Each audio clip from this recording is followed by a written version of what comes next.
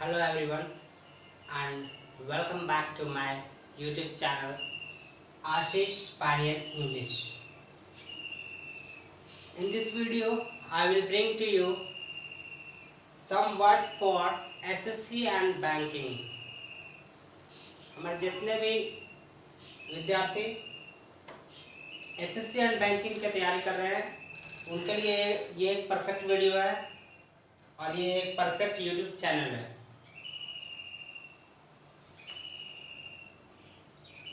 In this video, I will bring to you some words for SSC and banking. This is Ashish Kumar. Let's start, friends. The first word is entomology.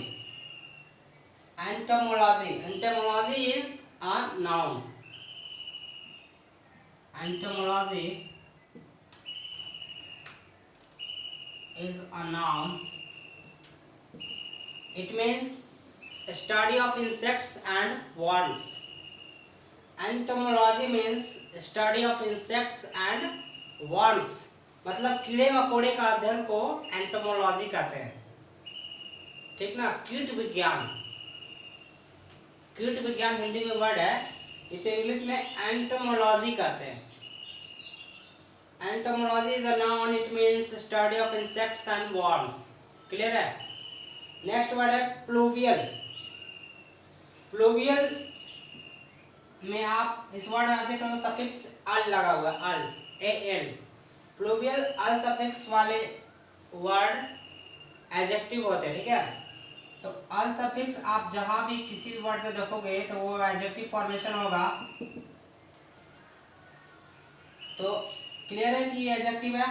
And pluvial is an adjective. It means of or caused by rain. Pluvial means of or caused by rain. मतलब वर्षा के कारण. कोई भी चीज जो वर्षा के कारण हो, कोई बीमारी हो या फिर कुछ भी पैंडेमिक हो, जो related to rain, of or caused by rain, इसे बोलेंगे प्लूवियल. नेक्स्ट वर्ड है ग्लूम. ग्लूम है GLOOM. Gloom. Gloom is N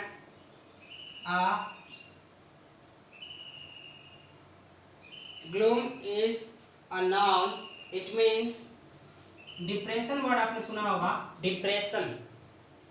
तो डिप्रेशन का सिनोनिम्स होगा ये वर्ड ग्लूम. मतलब उदास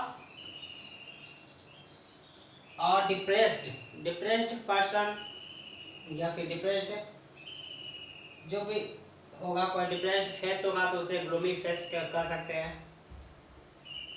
तो gloom is a noun. It means a feeling of being sad and depressed. Clear है. A feeling of being sad and without hope या depressed. मतलब निराश हो, कोई उदास हो. इन दिस सिचुएशन, इसे एक्सप्लेन करने के लिए हमारे पास वर्ड है ग्लूम. इसे जनरली डिप्रेशन या डिप्रेस्ड कहा जाता है. डिप्रेशन का एडजेक्टिव फॉर्मेशन है. डिप्रेशन नाउन है. उसी तरह ग्लूम हमारा नाउन है. इसका एडजेक्टिव फॉर्मेशन है ग्लूमी. ग्लूमी फेस या डिप्रेस्ड फेस. नेक्स्ट वर्ड है एंट्वाइन. एंट्वाइन. Entwine is a verb. Entwine is a verb. It means to wreathe or to embrace. Entwine means to wreathe or to embrace. Embrace आपने सुना होगा, किसी को गले लगा देना या टाइटली होल्ड करना, तो embrace होता है ये. तो entwine एम्ब्रेस का सिनोनिम्स होगा. और सेकंड मीनिंग हमने इसके डिफिनेशन में दिया, इससे related synonyms to wreath. WREATH wreath. यहाँ इस क्लास का लास्ट वर्ड आप देख रहे होंगे WREATH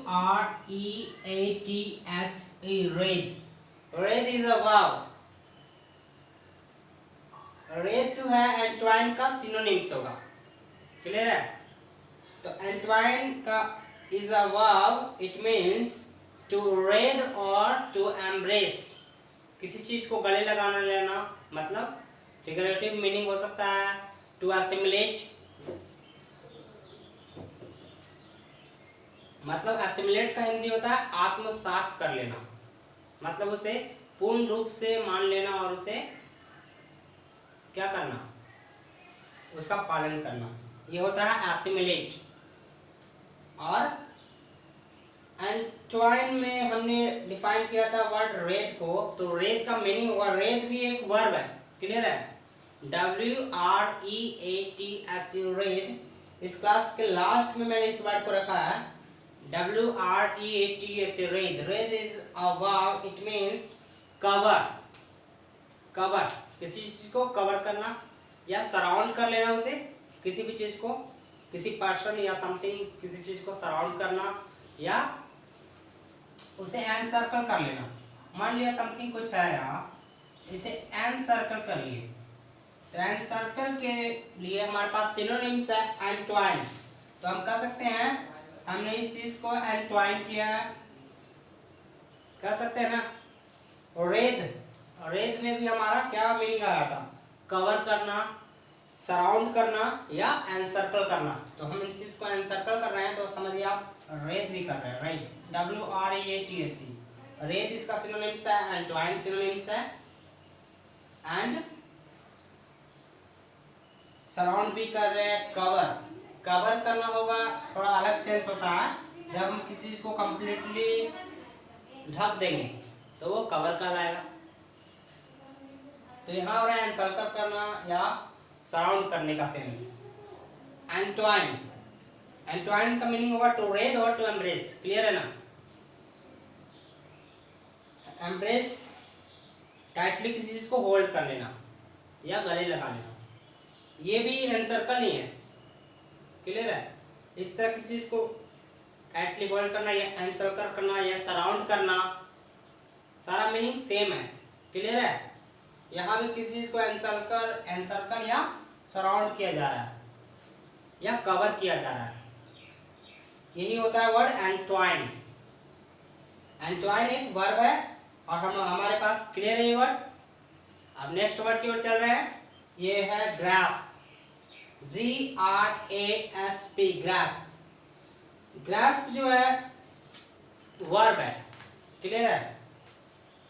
ग्रास्प जो वर्ड है ये वर्ब फॉर्मेशन में है।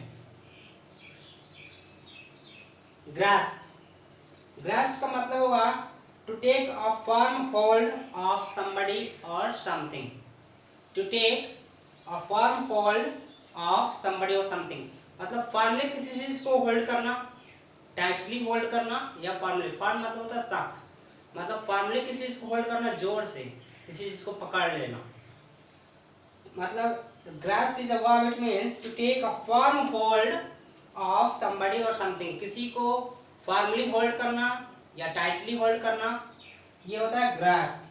किसी चीज को अगर कोई हमसे कोई चीज grab कर रहा है, मान लीजिए मार्कर मुझसे कोई grab करना चाह रहा है, तो मैं इसे grasp करूंगा, टाइटली होल्ड करूंगा ताकि कोई grab न कर पाए, क्लियर है। तो grasp मतलब होता है टाइटली होल्ड करना समथिंग और somebody,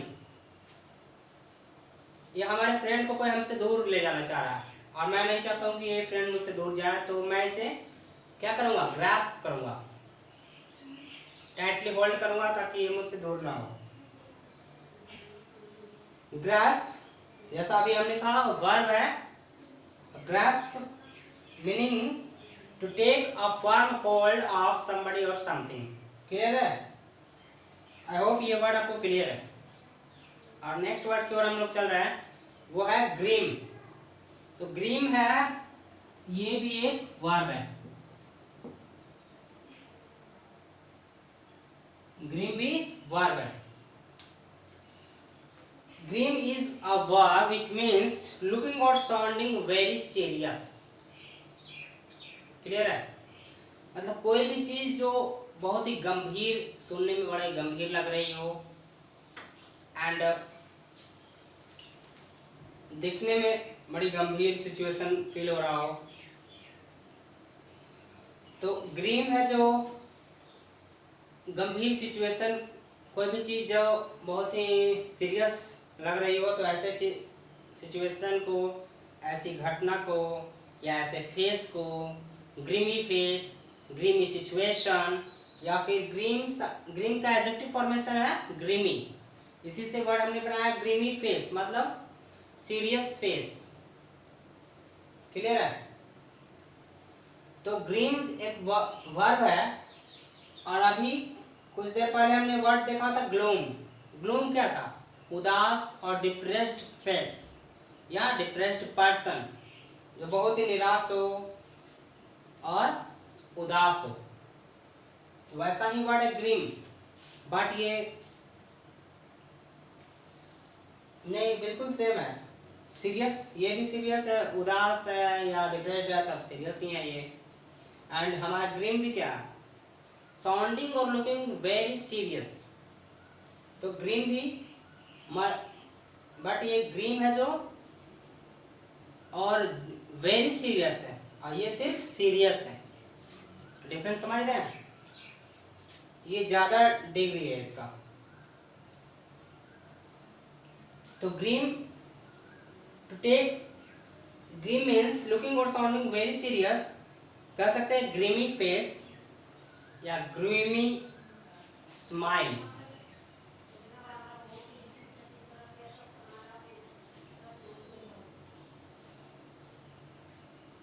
ग्रीम का सेकंड मीनिंग होगा अनप्लेजेंट और डिप्रेसिंग। क्लियर है? ग्रीम का फर्स्ट मीनिंग आपने देखा था लुकिंग और साउंडिंग वेरी सीरियस। ठीक है? कोई भी चीज जो बहुत ही गंभीर दिखने में या सुनने में लग रही हो, वो होगा ग्रीम या ग्रीमी। और इसका ग्रीम का सेकंड मीनिंग है अनप्लेजेंट और डिप्रेसिंग। कोई भी चीज जो निराश कर दे या सुनने में अभद्र या अप्रिय लगे, वो होगा ग्रीम। जैसे कि ग्रीम न्यूज, कोई भी न्यूज आया और उसे सुनते ही हम डिप्रेस्ड हो गए हैं, बहुत ही सीरियस हो गए, तो ऐसे न्यूज को क्या कहेंगे? Grim news. क्योंकि ये क्या, कैसा न्यूज है? डिप्रेसिंग न्यूज है। डिप्रेसिंग है, अनप्लेजेंट है, जो सुनने में अच्छा नहीं लगता हो, ये होता है ग्रीम न्यूज।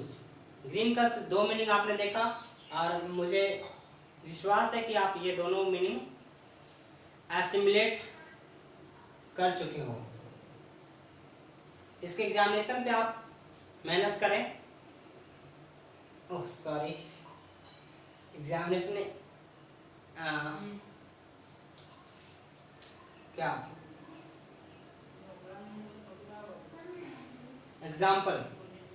एग्जाम्पल पे आप मेहनत करें।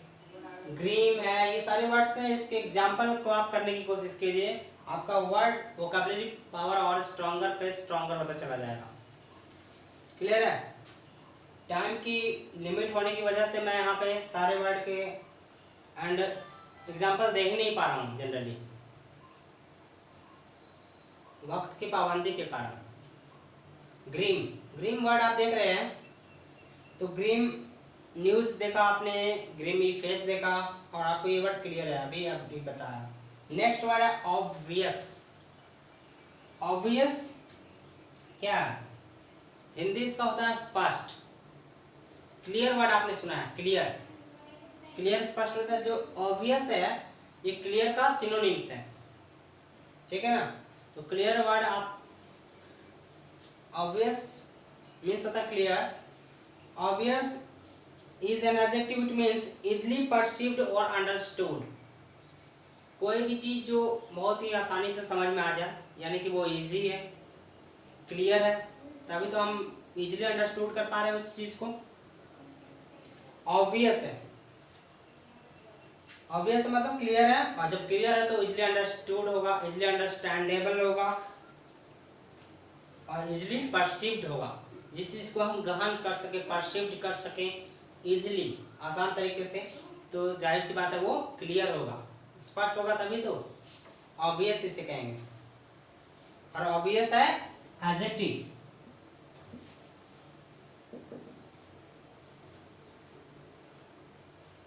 ऑब्वियस। नेक्स्ट वर्ड है डर्ट, ये ऑब्वियस है जो एडजेक्टिव है। नेक्स्ट वर्ड हम आपके पास रख रहे हैं डर्ट, DEARTH, डर्ट। डर्ट क्या है, कौन सा पार्ट ऑफ स्पीच है? ये नाउन है। डर्ट एक नाउन है। It means, dirt means a scarcity or lack of something. Dirt, DEARTH, dirt means a scarcity or lack of something. ये होता है dirt, मतलब किसी चीज की कमी या अभाव, उसे कहते हैं dirt. dirt। और नेक्स्ट वर्ड देख रहे हैं आप scarcity, SCARCITY, scarcity। And next word है paucity, PAUCITY, paucity। ये तीन वर्ड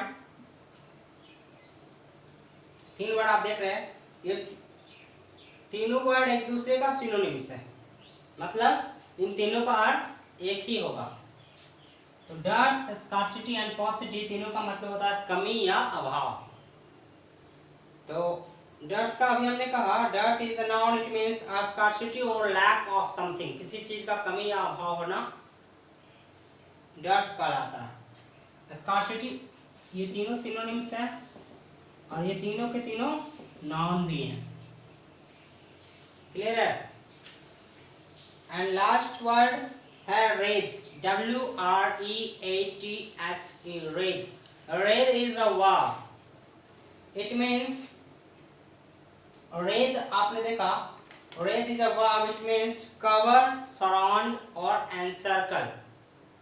रेद का मतलब होता है किसी चीज को कवर करना, ठीक है।